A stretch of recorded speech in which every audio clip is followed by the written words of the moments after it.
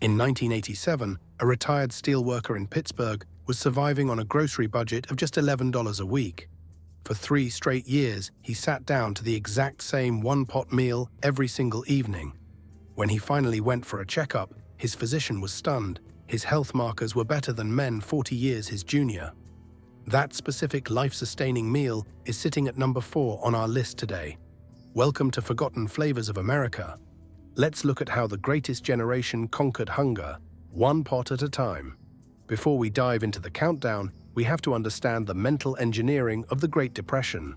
Between 1929 and 1939, the American kitchen transformed from a place of creativity to a place of tactical resourcefulness. Women who had once cooked multi-course Sunday dinners found themselves staring at a single turnip and a half bag of flour. 25. Rustic tomato and bread porridge, papa al pomodoro. This was the ultimate empty cupboard solution, born in the hard-scrabble tenement housing of New York and Philadelphia. If you had half a loaf of stale bread, so hard you could barely break it, and a single dented can of tomatoes from the discount bin, you had a feast. The chemistry here is fascinating. By simmering bread chunks in crushed tomatoes and garlic, the starches in the bread act as a natural thickener.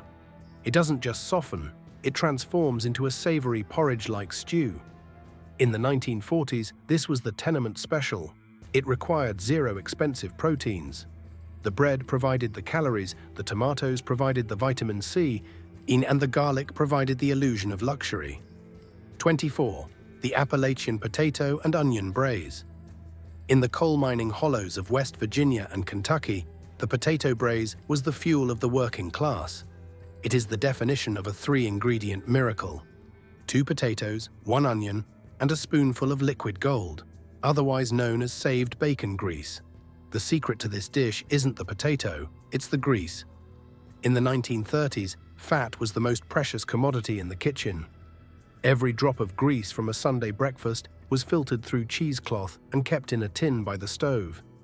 A single tablespoon of that smokiness, added to water and simmering potatoes, created a false broth that tasted like a full ham dinner. 23. The infinite ham bone and bean broth. In a house that understood scarcity, a ham bone was a sacred object. And it was never trash.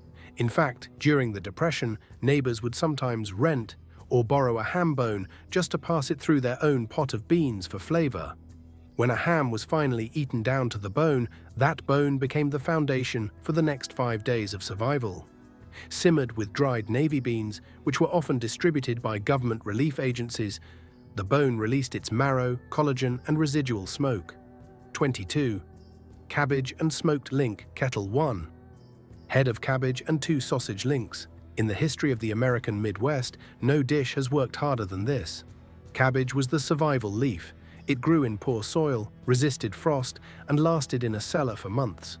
For a senior with arthritis or diminishing strength, this meal was a godsend. You didn't need a sharp chef's knife, and you could tear the cabbage leaves by hand. You could snap the sausage links. It required no fine motor skills, just a pot of boiling water and 45 minutes of patience. 21. The pantry bunker, chicken and rice. This was the mile away from the store special, a staple of rural America during the 1950s. Before the era of DoorDash and 24-hour grocers, your survival depended on what was in your bunker, the shelf-stable pantry. Using canned chicken, which was cheaper and safer than handling raw poultry for some seniors, and the holy grail of 20th century cooking, cream of mushroom soup. This meal was a logistical masterpiece. It provided the mouthfeel of a high-end French velouté using nothing but a can opener and a spoon. It was warm, it was salty, and it was incredibly high in calories, which, for a senior struggling to maintain weight, was a medical necessity. It was the taste of security in a can. 20. Poor man's 3-day chili. We have to differentiate this from Texas chili. There was no hand-cut brisket here. This was the discount rack chili, a pound of the cheapest, highest fat content ground beef you could find, a can of kidney beans, and a jar of generic tomato sauce. The beauty of the poor man's chili was the reheat factor. Most seniors living alone report that the hardest part of cooking is the day 2 blues, eating the same thing twice. But chili is one of the few foods on Earth that actually improves after a night in the icebox. 19. 60-second velvet egg soup. When appetite was low but the body needed fuel, this was the answer. In the medical community, this is often called the recovery bowl. Whisking 2 eggs into a boiling pot of chicken broth created silky golden ribbons of protein that were easy to digest and required 0 chewing. It was a hug in a bowl for those nights when the kitchen felt too quiet or when a senior was feeling under the weather. A carton of broth and a dozen eggs could provide 6 nights of velvet soup for less than the price of a single fast food burger. It asked for nothing from the cook except to stand at the stove for 60 seconds. In the silence of a house that used to be full of children, those 60 seconds were often the only work a senior could manage. When a senior learns to cook these 25 pots, they become independent of the processed food trap. They stop being customers and start being survivors. The profit margin on a bag of lentils is pennies, and that is exactly why these recipes were allowed to be forgotten. 18. The $1.50 lentil and root stew lentils are the undisputed heavyweight champion of poverty cooking. Unlike other beans, they don't need an overnight soak.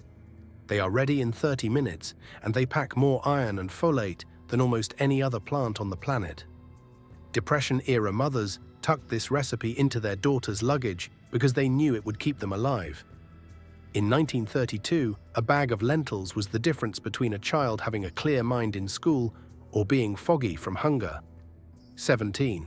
Creamed corn and potato chowder. This is sunlight in a bowl. By using 2 specific cans, one of creamed corn and one of whole kernel corn, and a single diced potato, and a senior could create a velvet chowder that felt like luxury. The creamed corn acts as a natural thickener. In professional kitchens, this requires a roux, butter, and flour, but the greatest generation knew that the starch in canned corn did the job for free. It was sweet, it was comforting, and it reminded many seniors of the cornfields of their youth. It was a meal that waited for you. Canned corn has a shelf life of years. If a snowstorm hit or a check was late, the corn chowder was the pantry insurance that ensured no one went to bed hungry. 16. The Wednesday night black-eyed pea lifeline. In the American South, black-eyed peas were more than just a New Year's tradition. They were a Wednesday night lifeline. The ham hock, the joint of the pig that most people today throw away, was the engine of this dish. The ham hock is almost entirely bone, fat, and connective tissue. But when simmered with dried peas and a bit of onion, it releases a smoky, salty collagen that turns plain water into a rich, dark gravy. 15. Number 65. Beef and macaroni. American goulash. This was the grandchild magnet. When the kids came over, you made number 65. It's a simple mix of ground beef, tomato sauce, and elbow macaroni noodles, all cooked in the same pot. The one-pot rule here is critical. By cooking the dry pasta directly in the tomato sauce and beef drippings, the noodles absorb the flavor of the meat rather than just being boiled in water. It creates a unified, savory flavor that boxed versions can't touch. In the 1950s, this was the standard issue American dinner. It was cheap, it was fast, and it was impossible to mess up. For a senior living alone, the leftovers were the real prize. The sauce thickened overnight, turning the second day's lunch into a rich, pasta-heavy treat that felt like a totally different meal. 14. Southern bony chicken and dumplings. In the 1940s, you didn't buy chicken breasts, you bought a whole bird, or you bought the scraps. Seniors would buy the wings, necks, and backs for pennies. These bony parts actually make the best broth because they are full of marrow and skin. After simmering them into a rich yellow stock, you would drop spoonfuls of simple biscuit dough, just flour, lard, and milk, into the boiling liquid. The dumplings would puff up like clouds, absorbing the chicken fat. This was comfort engineering. It took the cheapest and most unwanted parts of the chicken and turned them into a pillowy feast that could feed a whole neighborhood. 13. The forgiving split pea stew. This was the meal for the senior who might be a little forgetful. Most bean soups will burn if you leave them on the heat too long. But split pea soup is different. The longer it sits, the more the peas dissolve into a dense, smoky porridge. You can't overcook it, In fact, many people prefer it when it's been on the stove for 4 hours. It turns into a soup so thick you can almost cut it with a knife. 12. Salmon cakes in skillet gravy. During the mid-20th century, canned salmon was the poor man's lobster. It was a way to get high-quality seafood in the middle of the Great Plains. The one skillet trick was the key here. After frying the salmon patties, made with crushed crackers and an egg, you would use the remaining oil in the pan to whisk together a quick country gravy using flour and milk. The patties were then nestled back into the gravy to simmer. It provided essential omega-3 fatty acids and vitamin D, vital for senior brain health and bone density. It was a doctor's prescription that tasted like a home-cooked Sunday brunch. 11. The Senate's Navy bean standard. Since 1903, the United States Senate has served Navy bean soup in its cafeteria every single day. The legend says a senator from Idaho demanded it, but the reality is simpler. It was the only thing every senator could agree on. Whether they were from the wealthy East Coast or the struggling Midwest, they all grew up on Navy bean soup. It is the taste of the people. For a senior, a 2-pound bag of Navy beans and an onion is all it takes to eat like a senator for a week. It is pure, unadulterated survival. It doesn't need spices, it doesn't need flair, it just needs time and a pinch of salt. 10. The 12-minute tuna noodle pot. We have to give credit to the engine of the 1950s kitchen, the cream of mushroom soup. It was the secret sauce that allowed a generation of women to get out of the kitchen and into the workforce.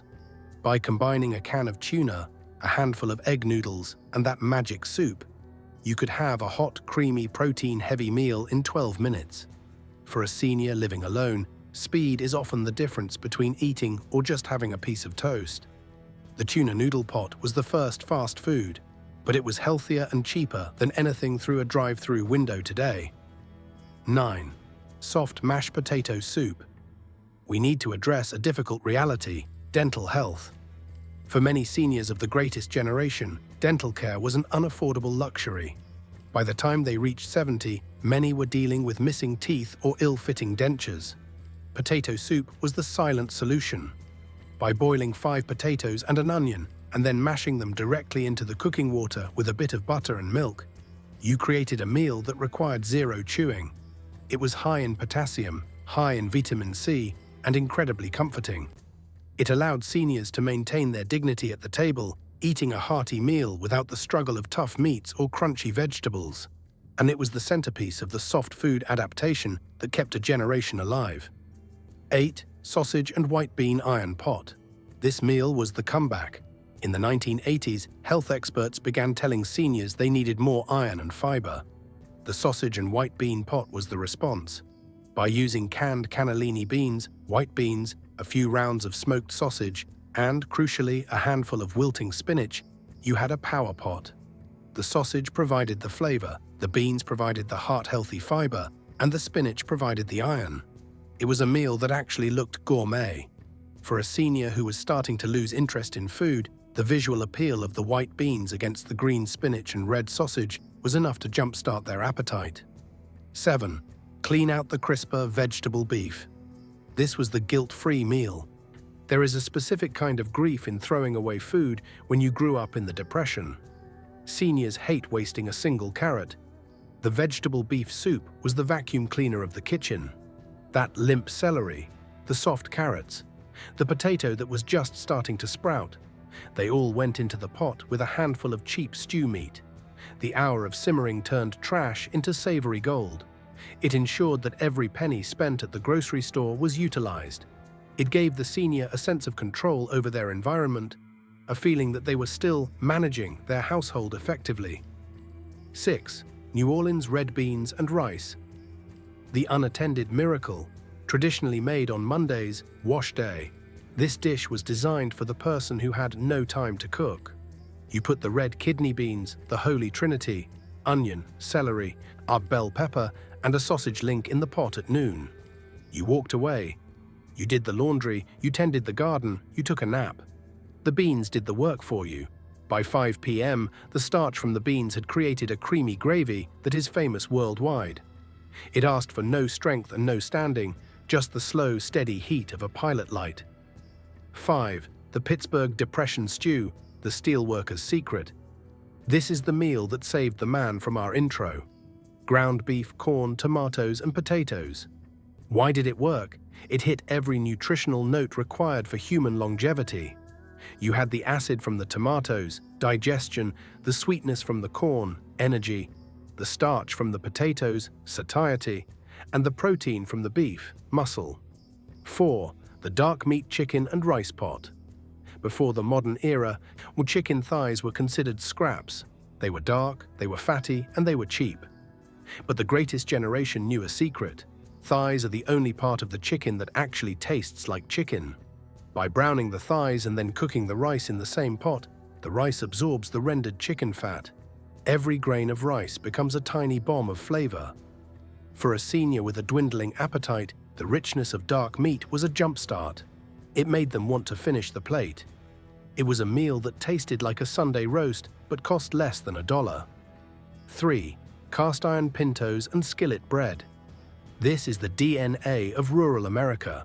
If you look at the history of the Ozarks, the Appalachians, and the Great Plains, you will find the pinto bean.